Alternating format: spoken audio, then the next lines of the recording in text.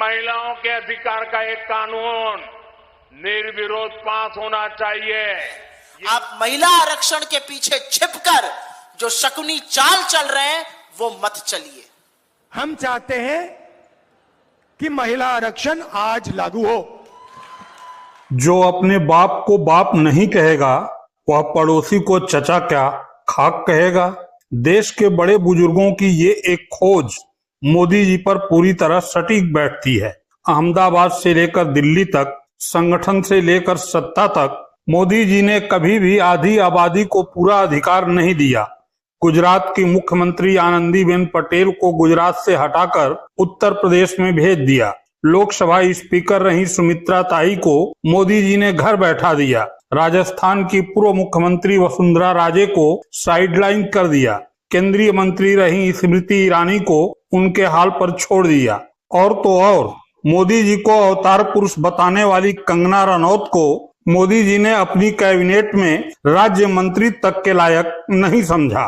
और बात कर रहे हैं नारी शक्ति की, नारी वंदन की, आधी आबादी के पूरे हक की। नारी शक्ति वंदन कानून में संशोधन किया जाएगा। यह आवश्यक है कि ये संशोधन सर्वसम्मति से पास हो ताकि साल 2029 में होने वाले चुनाव में ही इसका लाभ हमारी माताओं बहनों को मिलना शुरू हो जाए।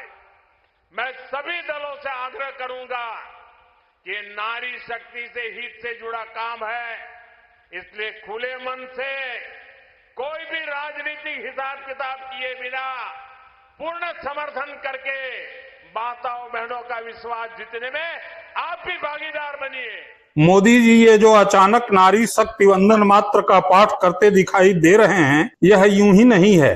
ये पश्चिम बंगाल में नारी शक्ति ममता बनर्जी से निपटने का अंतिम अस्त्र है। एक नारी को नारी वंदन के सहारे सत्ता से हटाने का हठ है। 2029 तक अपनी साख बनाए रख पाने का अस्त्र है। नारी शक्ति वंदन अधिनियम अगर पुरुष प्रधान सत्ता का अस्त्र नहीं होता तो 2023 में पास यह अधिनियम संसद में अभी तक धूल नहीं फांक रहा होता।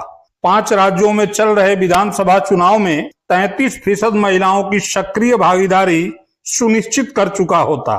क्या मोदी जी यह बताएंगे कि 2023 में ही जब नारी शक्ति वंदन अधिनियम सर्वसम्मत से पारित हुआ तब इसे लागू करने से किसने रोका? राहुल गांधी ने तो नहीं रोका। मोदी जी, राहुल गांधी ने तभी आपकी इस चालाकी को पकड़ा था।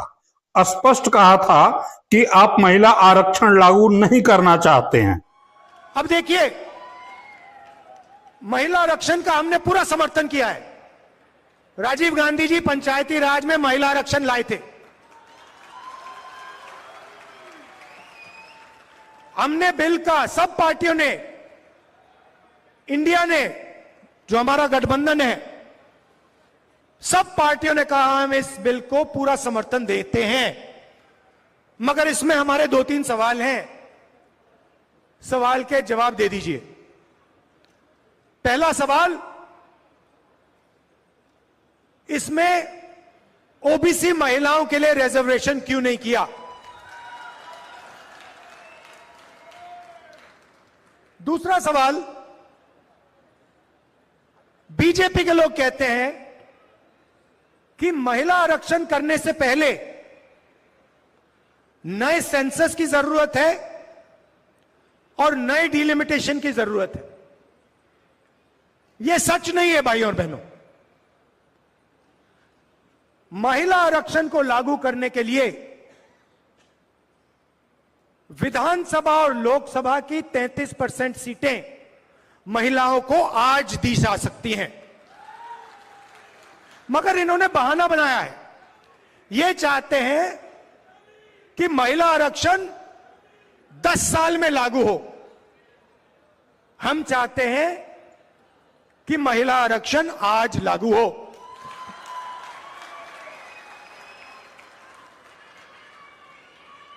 और ओबीसी महिलाओं को महिला आरक्षण का फायदा मिले। अब सवाल उठता है कि नारी शक्ति वंदन अधिनियम पारित होने के 30 महीने पश्चात और लागू होने की संभावित तिथि 2029 के 30 महीना पहले मोदी जी अचानक नारी शक्ति बंधन मंत्र का जाप क्यों करने लगे?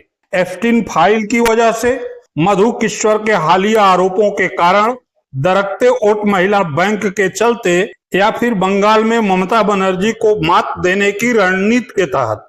इनमें से मुख्य वजह जो भी हो, लेकिन इतना तो स्पष्ट है कि इस समय 5 राज्यों के बीच चुनाव में लोकसभा और राज्यसभा से पास हो चुके नारी शक्ति बंधन अधिनियम के लिए 3 दिवसीय विशेष सत्र बुलाने का मतलब साफ है कि मोदी जी को अब मात्र अपने भाषण पर भरोसा नहीं है। अब महिलाओं का भरोसा जीतने के लिए तत्काल कुछ ठोस करने की जरूरत है, जो पहले से पारित नारी वंदन अधिनियम के रूप में मौजूद है। लेकिन सवाल वही है कि क्या मोदी जी की मंशा साफ है? मोदी जी, अगर आप महिलाओं को शक्ति देना ही चाहते हैं तो आपके संगठन में, संघ या बीजेपी के प्रमुख चेहरों में अब तक महिला चेहरा क्यों नहीं?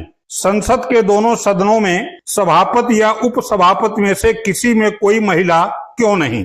राज्यों के मुख्यमंत्रियों में कोई महिला क्यों नहीं?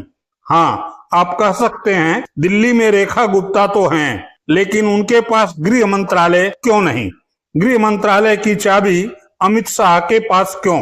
मोदी जी, ऐसा नहीं है कि आपके पास महिला चेहरा नहीं है। सच ये है कि आप किसी महिला को सत्ता और संगठन का चेहरा बनाना नहीं चाहते हैं, वरना आपके राज्य की आनंदीबेन पटेल, राजस्थान की वसुंधरा राजे, मध्य प्रदेश की उमा भारती मुख्यमंत्री तक रही हैं, लेकिन आपने सभी को साइडलाइन कर दिया। हालत यह है कि फायर ब्रांड उमा भारती को अब ट्रेन भी चैन पुलिंग के सहारे पकड़नी पड़ रही है। लीजिए, सुनिए और अपनी कथनी करनी के बीच के अंतर पर विचार भी कीजिए। केवल नारी वंदन का जाप मत कीजिए। लीजिए, सुनिए उमा भारती को। आज अभी आपकी छूट गई थी क्या? इसको रोकना पड़ा, चैन पुलिंग करानी पड़ी क्या? नहीं, करानी पड़ी, लेकिन मेरी गलती नहीं है, पूरी रेलवे की गलती है। कैसे? क्योंकि मैं जब वहाँ से चली हूँ तो मैं स्टेशन पे 18 पे आ गई थी, 2:18 पे, और ट्रेन थी 2:23 पर। तो इनने कहा था एक्सीलेटर से ले जाएंगे ऊपर। इसके बजाय इनने मुझे गाड़ी दे दी और सामने से पंजाब मेल निकली। तो मैं 5 मिनट खड़ी रही वहीं। फिर रास्ते में एक हथ ठेला मिला, वो निकल नहीं पा रहा था, तो हमारे लोगों ने उतर के उसको धक्का दिया। व्यवस्था मानती है रेलवे स्टेशन पे? आप क्या व्यवस्था? मैं इसके बारे में अश्विनी वैष्णव को लिखने वाली हूँ क्या जैसे व्यवस्था कि जो आधुनिकीकरण है उसमें संवेदनहीनता साथ में शामिल हो गई है। मथुरा में प्रॉब्लम आती है, आगरा में प्रॉब्लम आती है, झांसी में प्रॉब्लम आती है, ललितपुर में। मुझे नहीं, विकलांगों को, गरीब लोगों को, वृद्ध लोग, सॉरी दिव्यांगजनों को और वृद्ध लोगों को। आम यात्री की तरह पहले आ गया, वीआईपी 10-15 मिनट पहले आ गया। हाँ। और हाँ, जहां तक कांग्रेस की बात है तो लीजिए कांग्रेस के प्रवक्ता सुरेंद्र राजपूत को सुन लीजिए, तस्वीर साफ हो जाएगी। कांग्रेस पार्टी ने भारतीय जनता पार्टी के साथ, सारे दलों के साथ मिलकर के सर्वसम्मति से पास कराया था 2023 में। और साथ में कांग्रेस ने मांग की थी भारतीय जनता पार्टी की सरकार से कि ये आरक्षण 2024 में, यानी महिलाओं का आरक्षण 33% का 2024 में लागू हो जाना चाहिए लोकसभा के इलेक्शन में। लेकिन भारतीय जनता पार्टी में धारा 334A ला करके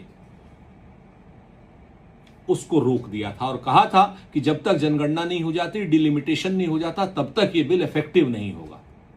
भारतीय जनता पार्टी ने महिला आरक्षण बिल, महिलाओं के साथ गद्दारी की थी।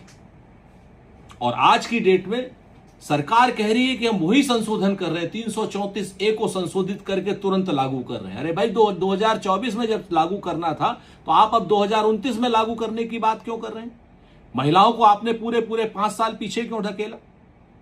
और आज प्रधानमंत्री कह रहे हैं कि बाकी सारी पार्टियां सहयोग नहीं कर रही। शर्म नहीं आती है आपको? झूठ बोलते हुए, छल करते हुए, कपट करते हुए, प्रपंच करते हुए। कांग्रेस पार्टी ने 2024 में लागू करने की मांग की थी संसद में, वो मांग उपलब्ध है। तो प्रधानमंत्री जी, जो प्रधानमंत्री के पद पे लोग बैठे हैं, उन लोगों को इस तरीके से असत्य नहीं बोलना चाहिए, व्हाट्सएप यूनिवर्सिटी का ज्ञान नहीं देना चाहिए। आने वाला समय आपको सबक सिखाएगा। महिलाओं के प्रति जो आपने 5 साल महिलाओं को पीछे धकेला है, उसका बदला लेगा। आज द हिंदू में श्रीमती सोनिया गांधी जी ने, जो कांग्रेस पार्लियामेंट्री पार्टी की चेयरपर्सन है और महिला सशक्तिकरण की इस देश में सबसे बड़ी ध्वजवाहक है, उन्होंने स्पष्ट तौर से सरकार के इस जुमले की कलई खोली है और यह कहा है कि महिला आरक्षण तो मुद्दा ही नहीं है, वो तो पास हो चुका है। और हमने आपसे कहा था कि उसको बिना डिलिमिटेशन, बिना कास्ट सेंसस, बिना ये सब किए पास करिए। वो बता रही है और ये बहुत पते की बात है कि मुद्दा महिला आरक्षण नहीं है, वो सर्वसम्मति से पास हुआ है। असल में मुद्दा डिलिमिटेशन और परिसीमन है। आप महिला आरक्षण के पीछे छिपकर जो शकुनी चाल चल रहे हैं वो मत चलिए। बिल्कुल स्पष्ट तौर से सोनिया जी ने अपने आर्टिकल में इसको साफ तौर से यह लिखा है।